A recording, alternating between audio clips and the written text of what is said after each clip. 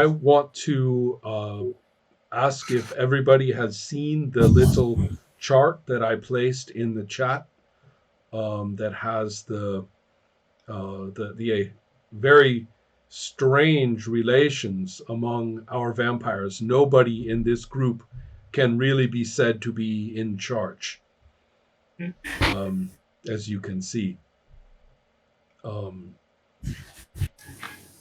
to summarize, Hans is the oldest and strongest vampire, but Ansa is the most scientific and the most complex member of the Ordo Dracul. But Nora is the most connected in terms of, um, I guess, family, right? Sire um, and also then Ejdesh is kind of his own strange connection to these things. Also, it is Ejdesh and Ansa who have the coils of the dragon, whereas the others do not. So everybody has reason to have a certain amount of status in the Order Dracul and among one another, which I think is kind of cool. Everybody has a different sort of importance with different variables. So, especially in a situation like this, where the plans seem to have gone a little bit off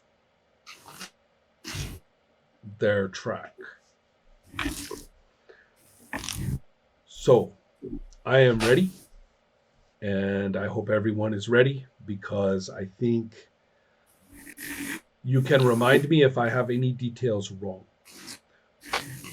We have in the restaurant, which is the base of operations for Solvay, that's where Hans and Nora have discovered a terrible problem regarding Solvay. And then in Malmö, that's in Copenhagen, I think. And then, or was that in Malmö? I can't remember. But then in Malmö, we have Ansa and Ejdesh, who have been talking about revising the experiment with Austin being gone, being dead. And you have to try to get his body and bring it to Helsingborg. So the job for Hans and Nora was to get 2 more research subjects from the sleep clinic, where they are supposed to be just patients and subjects for a sleep study, and to bring them to Helsingborg as well. There is a clinic there, a specialty clinic, of course, which is the location, the planned location for this experiment, which is supposed to be well underway to prepare for sunrise. Now, this is early November, so the sunrise is not too early, but, it will come. And a lot of that experiment is going to take a lot of work. That's a lot of artwork for Ejdesh, and that's a lot of needles and vials and test tubes and science for Ansa. I put up a little chart, which I have to admit is not the most amazing chart in the whole world, but it is a picture of the experiment, and we should probably write in some things as we go.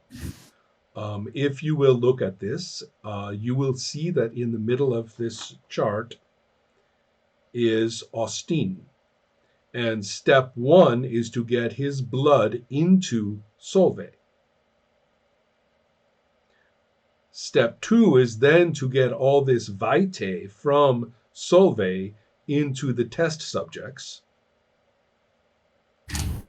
And then it is to get that from them in some scientifically concentrated way. You see all the science on that arrow, right? You have to do science to it. And then that goes back into Austin, at which point the art part, that's, I tried to put something like graffiti there, okay? That's Ejdesh's part, because he will have prepared Solveig's body and Austin's body with lots of art. And it is only in that symbolic context that the experiment can be completed. And the reason that arrow number 4 is yellow is because that's when the sun comes up.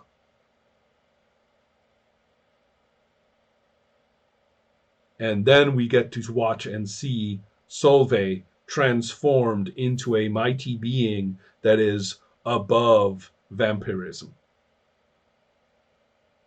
Now, of course, that's the end of every Ordo Dracul experiment. Everybody says that's going to be the end of that experiment, and it hasn't really happened yet. Ola, I'm sorry. I thought you looked like you were trying to talk, but I cannot hear you. It's probably not Oh, an there you are. Okay. Yeah, I'm muting myself in order for. Oh, I see. So you're making little footnotes, but just for yourself. I see. Yes. Okay. So anyway, that's what is cool about this, of course, is that every one of these arrows is going to require vampire expertise and roles, and the only way to keep Solveig functional, or to keep from being destroyed during this process, is the presence of the vitae of his offspring. So during this process, Nora has to be there. Now, of course, all of this did not think of Solveig being a fried carcass with a vampire in torpor inside. And also, all of this assumed that Austin would be alive at the beginning of this and presumably throughout. But that doesn't disturb my art process. So. Well, you can draw. Yeah, you're like, who cares? You know, the art will be fine, but the science will have a little trouble on this. Fortunately, the two of you have been debating this and made a great roll. So in theory, you are in pretty good shape to run it the way that you think it should go. Okay, so that's why I have not labeled I have not labeled the arrows with the proper rolls, because all of those are obsolete now. So that brings us to, I would actually like to get to kind of a what in film they call a smash cut. I want to see what sort of roles are going to be necessary to get to Helsingborg successfully. Two last things to say. Sorry, I am talking and talking, but there are two last things to say. Odin, Nora realized 1,000 things with that incredible investigation roll last time. And I need to give you real information instead of just some stupid vague poetry, okay? So I'm going to give you some solid information, because she has been researching this terrible thing, this unknown creature, for a long time. And tonight, finally, all the details have come together. Not perhaps in the best way, but you got data that you would never have realized before. So it would have been impossible. So some of the things that you would know. Go ahead, Odin. Sorry. Can I get first perspective or count of it, like instead of you telling this it before rise? Well, I was planning to tell you. I was planning to tell you some more specific things. Is that okay? Yes. Okay. Just you asked some specific questions, which are great, and I'm going to give you better answers. So, the one thing that you should know, more than anything, is that this creature is not part of vampires and humans. It no longer, it is vampiric in that it absorbs, and as you know, it absorbs blood, but it exists kind of on a different plane. It exists in a ghostly way. And therefore, it is tremendously difficult to hurt. It is tremendously difficult to perceive. You would have to strain very hard and use all of your powers and be very careful to know if it was even nearby. And you know that it kills vampires. It has been doing it for hundreds of years. So the uh,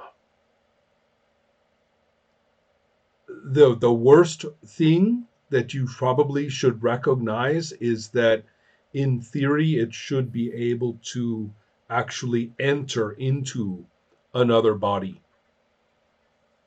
and you don't know the extent of this ability or not, but it is something that you have managed to understand from your research. It could enter other people's bodies. Correct. And also that it is, and this is something important, it has never come up from the water before.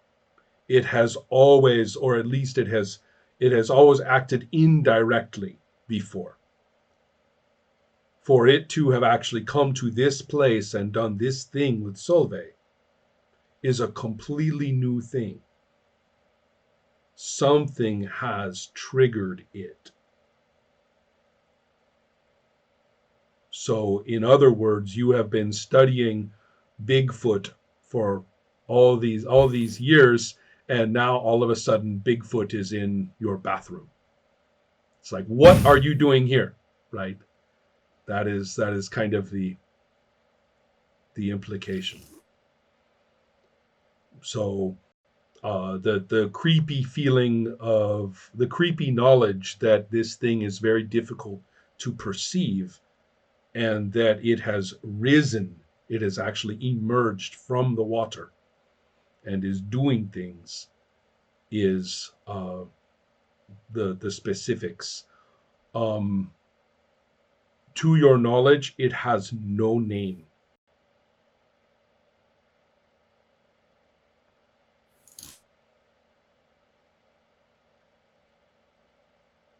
And is not connected to vampire legends or lore. Yeah. That's one reason why you were not taken very seriously with this research of yours.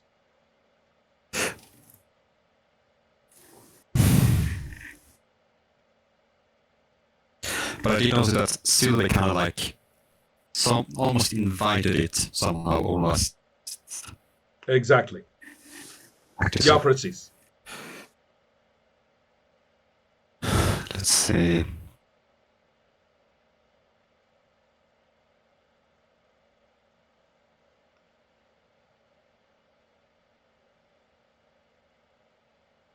I know it's mostly tied to water somehow. Yes, it seems to have inhabited the cute little body of water with Malmö, Köpenhamn, and Helsingborg. You know, that cute little bit of water there. It's right there.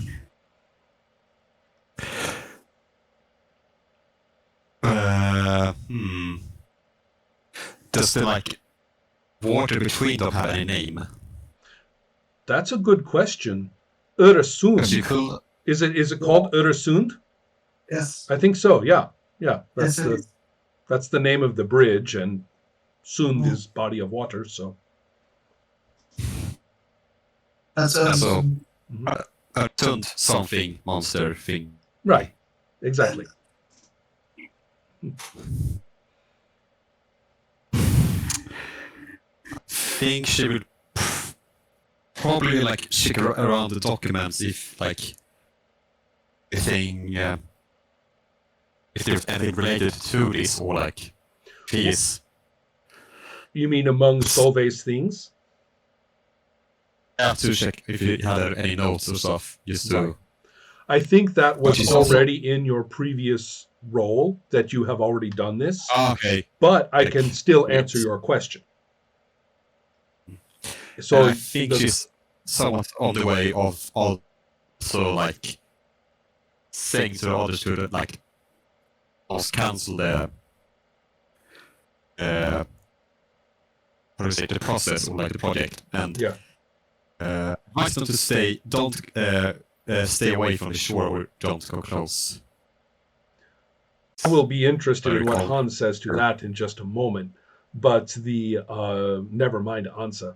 But I will be clear about one thing, which is that Solveig had no information about this at all.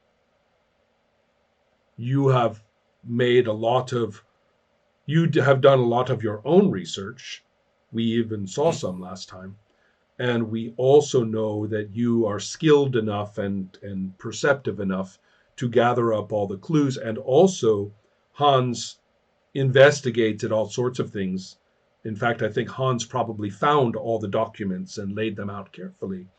So you have had a really good look at this situation, and Solveig was completely ignorant of this creature.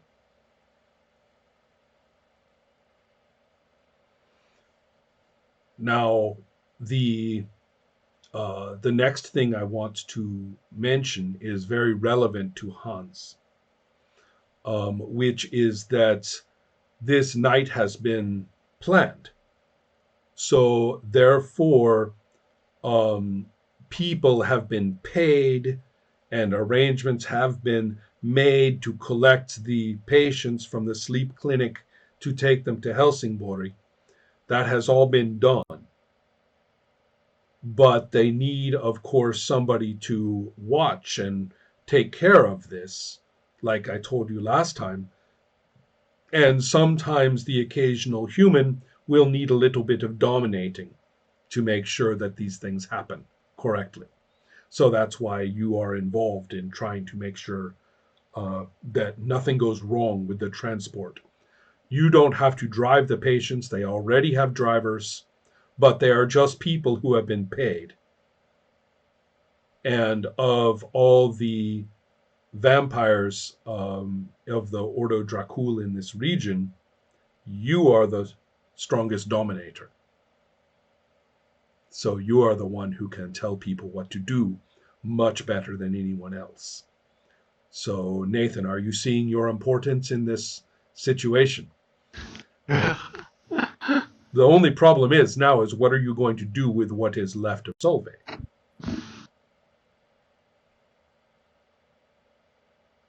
And by the way, Nora is talking now about canceling the experiment.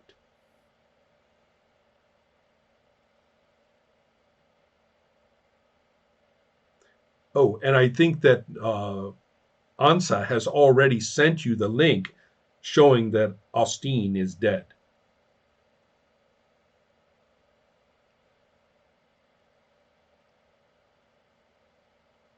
So we're kind of missing two components of. Well, it depends on what you think of as missings. I mean, Austin is dead, but he had been bitten, so he could be raised as a vampire. But that's one I think I wonder. Was it important if he was a human or kindred? You would have to talk to the technical director of the experiment, who is one phone call away. So yes, that's an excellent question. But Ansa is the person to address for this. And so Austin is at least not completely inaccessible, theoretically, and neither is Solveig, who, although in horrible shape, is in fact in torpor and he has not died the final death.